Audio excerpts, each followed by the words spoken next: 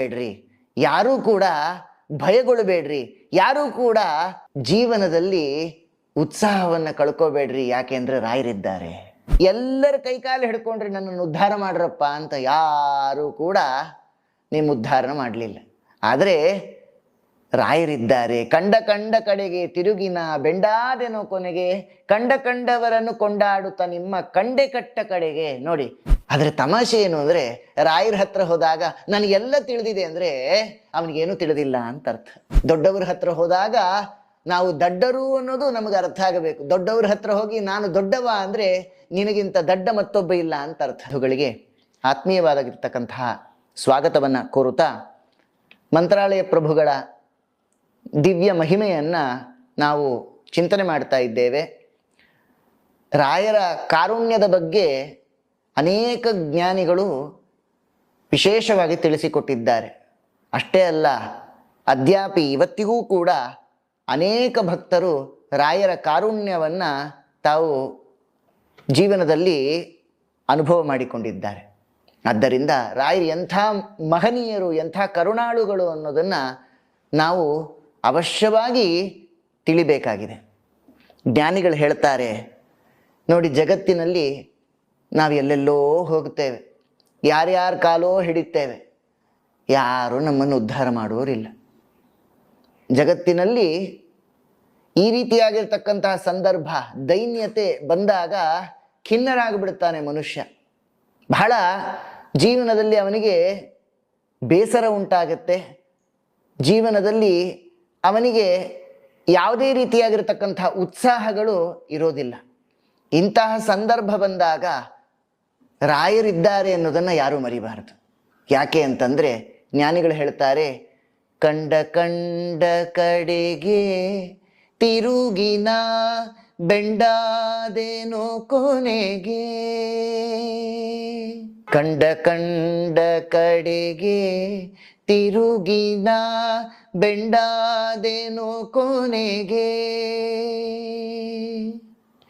ಕಂಡ ಕಂಡವರನು ಕೊಂಡಾಡುತ್ತ ನಿಮ್ಮ, ಕಂಡ ಕಂಡವರನು ಕೊಂಡಾಡುತ್ತ ನಿಮ್ಮ ಕಂಡೆ ಕಟ್ಟ ಕಡೆಗೆ, ಶ್ರೀ ಗುರು ಭೂಯತಿ ವರದೇಂದ್ರ, ಶ್ರೀ ಗುರು ಕಾಯೋ ರಾಘವೇಂದ್ರ.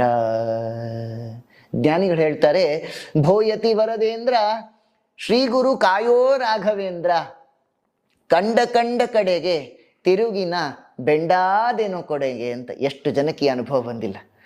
ಎಲ್ಲ ಕಡೆ ತಿರುಗಿರ್ತಾರೆ, ಎಲ್ಲರನ್ನು ಇಂಥವ್ರನ್ನು ಕೇಳಿಲ್ಲ ಅಂತಿಲ್ಲ. ಅಂತಹ ದೈನ್ಯತೆಗೆ ಒಳಗಾಗಿ ಯಾರಾದರೂ ನಮಗೆ ಸಹಾಯ ಮಾಡ್ರಪ್ಪ, ಯಾರಾದರೂ ನಮ್ಮನ್ನು ಉದ್ಧಾರ ಮಾಡ್ರಿ, ಇಂಥ ಸಂಕಷ್ಟ ಬಂದು ಒದಗಿದೆ ಅಂತ ಜಗತ್ತಿನಲ್ಲಿ ಬಹಳ ಒಂದು ದೈನ್ಯತೆಯ ಸ್ಥಿತಿಯನ್ನು ತಲುಪಿರ್ತಾರೆ.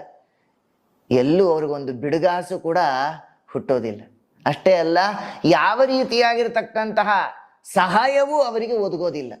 ಆಯ್ತಪ್ಪ, ಆರ್ಥಿಕವಾಗಿ ಸಹಾಯ ಬೇಡ, ಮಾನಸಿಕವಾಗಾದರೂ ಕೂಡ ನಿನ್ನ ಜೊತೆಗೆ ನಾನಿದ್ದೇನೆ ಅಂತ ಹುರಿದುಂಬಿಸೋರು ಯಾರೂ ಇಲ್ಲ ಜಗತ್ತಿನಲ್ಲಿ ಅಂತ ಆಗುವಾಗ ಧೃತಿಗೆಡಬೇಡ್ರಿ, ಯಾರೂ ಕೂಡ ಭಯಗೊಳ್ಳಬೇಡ್ರಿ, ಯಾರೂ ಕೂಡ ಜೀವನದಲ್ಲಿ ಉತ್ಸಾಹವನ್ನು ಕಳ್ಕೋಬೇಡ್ರಿ. ಯಾಕೆಂದ್ರೆ ರಾಯರಿದ್ದಾರೆ.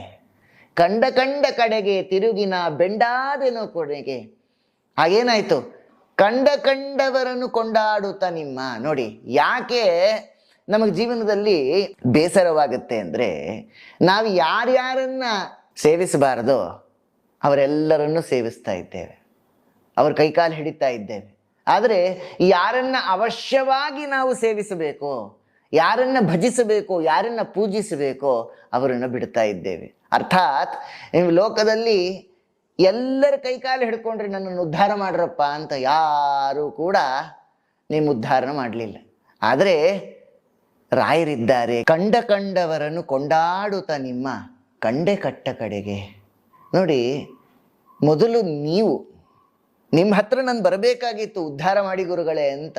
ಆದರೆ ನಾನೇನು ಮಾಡಿದೆ? ನಿಮ್ಮನ್ನು ಕಡೆಗಾಣಿಸಿದೆ. ಹೋಗಬಾರ್ದವ್ರ ಹತ್ರ ಎಲ್ಲ ನಾನು ಹೋಗಿ ಅವರನ್ನು ಬೇಡಿದೆ. ಆದರೆ ನಿಮ್ಮನ್ನು ಕಡೆಗಾಣಿಸಿದರೂ ನೀವು ನನ್ನನ್ನು ಕಡೆಗಾಣಿಸ್ಲಿಲ್ಲ. ಇದು ನಿಮ್ಮ ಔದಾರ್ಯ. ಕಂಡವರನ್ನು ಕೊಂಡಾಡುತ್ತಾ ನಿಮ್ಮ ಕಂಡೆ ಕಟ್ಟೆ ಕಡೆಗೆ, ನಿಮ್ಮನ್ನು ನಾನು ಕಟ್ಟು ಕಡೆಗೆ ಕಂಡ್ರು ಯಾರ್ಯಾರನ್ನು ಕೊಂಡಾಡಬಾರ್ದು ಅವರನ್ನೆಲ್ಲ ಮೊದಲಿಗೆ ಕೊಂಡಾಡಿದ್ರು. ನೀವು ಬೇಸರಗೊಳ್ಳಿಲ್ಲ, ನನ್ನನ್ನು ಕಡೆಗಾಣಿಸ್ಲಿಲ್ಲ, ನನ್ನನ್ನು ಉದ್ಧಾರ ಮಾಡಿದ್ರಲ್ಲ. ಭೋಯತಿ ವರದೇಂದ್ರ ಶ್ರೀ ಗುರು ಕಾಯೋ ರಾಘವೇಂದ್ರ ಅಂತ ಪ್ರಾರ್ಥನೆ ಮಾಡ್ತಾರೆ ಜ್ಞಾನಿಗಳು.